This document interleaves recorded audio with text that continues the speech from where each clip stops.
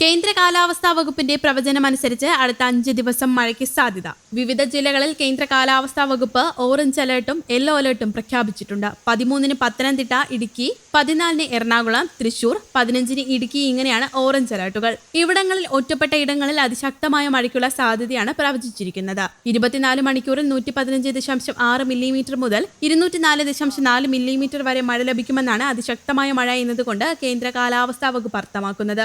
Yellow alert 13-ന് Thiruvananthapuram, കൊല്ലം, കോട്ടയം, എറണാകുളം, തൃശൂർ, പാലക്കാട്, മലപ്പുറം, കോഴിക്കോട്, വയനാട്, കണ്ണൂർ. 14 തിരുവനന്തപുരം, കൊല്ലം, പത്തനംതിട്ട, ആലപ്പുഴ, കോട്ടയം, ഇടുക്കി, പാലക്കാട്, മലപ്പുറം, കോഴിക്കോട്, വയനാട്. 15-ന് പത്തനംതിട്ട, ആലപ്പുഴ, കോട്ടയം, എറണാകുളം, തൃശൂർ, പാലക്കാട്, മലപ്പുറം, കോഴിക്കോട്, വയനാട്. 16-ന് മലപ്പുറം, കോഴിക്കോട്, വയനാട്. 17 എറണാകുളം, ഇടുക്കി, തൃശൂർ എന്നിവിടങ്ങളിലാണ് yellow alert പ്രഖ്യാപിച്ചിട്ടുള്ളത്. ഒറ്റപ്പെട്ട ശക്തമായ മഴയ്ക്കുള്ള സാധ്യതയാണ് ഈ ജില്ലകളിൽ പ്രവചിക്കപ്പെട്ടിരിക്കുന്നത്. 24 മണിക്കൂറിൽ 64.5 മില്ലിമീറ്റർ മുതൽ 115.5 മില്ലിമീറ്റർ വരെ മഴ ലഭിക്കുന്ന സാഹചര്യത്തെയാണ് ശക്തമായ മഴ എന്നതുകൊണ്ട് കേന്ദ്ര കാലാവസ്ഥാ വകുപ്പ് അർത്ഥമാക്കുന്നത്. ഇടിമിന്നലോട് കൂടിയ മഴയാണ് പ്രതീക്ഷിക്കുന്നത്. വിവിധ തീരങ്ങളിൽ കടലാക്രമണം ശക്തമാകാൻ സാധ്യതയുള്ളതിനാൽ അപകട മേഖലകളിൽ താമസിക്കുന്നവർ ജാഗ്രത പാലിക്കണം. ആവശ്യമായ ഘട്ടമാണെങ്കിൽ മാറി താമസിക്കണം. മത്സ്യബന്ധന ഉപാധികൾ സുരക്ഷിതമായി വെക്കണം. അടച്ചുറപ്പില്ലാത്ത വീടുകളിൽ താമസിക്കുന്നവരും മേൽക്കൂര ശക്തമല്ലാത്ത വീടുകളിൽ താമസിക്കുന്നവരും വരും ദിവസങ്ങളിലെ മുന്നറിയിപ്പുകളുടെ അടിസ്ഥാനത്തിൽ സുരക്ഷയെ മുൻകരുതി മാറി താമസിക്കാൻ തയ്യാറാവേണ്ടതാണ്. സ്വകാര്യ പൊതു ഇടങ്ങളിൽ അപകടാവസ്ഥയിൽ നിൽക്കുന്ന മരങ്ങൾ, പോസ്റ്റുകൾ, ബോർഡുകൾ തുടങ്ങിയവ സുരക്ഷിതമാക്കേണ്ടതും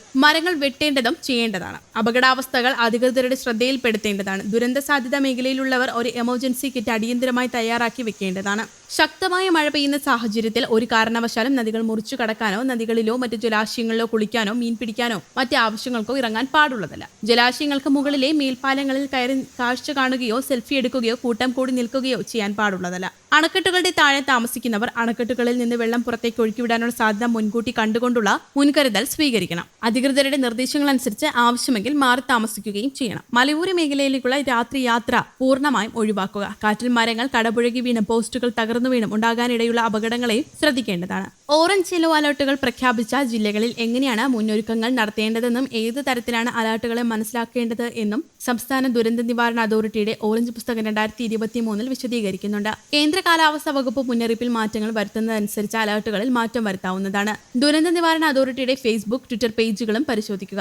അതേസമയം വയനാട് ദുരന്തമുണ്ടായ പ്രദേശങ്ങളിലെ പുനരധിവാസവുമായി ബന്ധപ്പെട്ട് പ്രതിപക്ഷ നേതാവ് വി.ഡി. സതീശൻ മുഖ്യമന്ത്രി പിണറായി വിജയനുമായി ചർച്ച നടത്തി. വയനാട് പുനരധിവാസത്തെക്കുറിച്ചും വിലങ്ങാട് പാക്കേജിനെ സംബന്ധിച്ചുമുള്ള പ്രതിപക്ഷത്തിന്റെ നിർദ്ദേശങ്ങൾ മുഖ്യമന്ത്രിക്ക് സമർപ്പിച്ചു. എല്ലാ തരത്തിലുമുള്ള കടങ്ങൾ എഴുതി തള്ളണം. ഓരോ കുടുംബത്തിനും മൈക്രോ ലെവൽ പാക്കേജ് ഉണ്ടാക്കണം. സാധാരണ നിലയിൽ വീടും സ്ഥലവും കൊടുക്കുന്നതിന് പകരം കമ്മ്യൂണിറ്റി ലിവിംഗിന് സാധ്യമാകുന്ന തരത്തിൽ ടൗൺഷിപ്പ് മാതൃക സ്വീകരിക്കണം തുടങ്ങിയ നിർദ്ദേശങ്ങൾ പ്രതിപക്ഷം മുന്നോട്ട് വച്ചിട്ടുണ്ട്. സ്ഥലം കണ്ടെത്തിയാലുടൻ തന്നെ പ്രതിപക്ഷവുമായി ചർച്ച നടത്താമെന്ന് സർക്കാർ സമ്മതിച്ചു.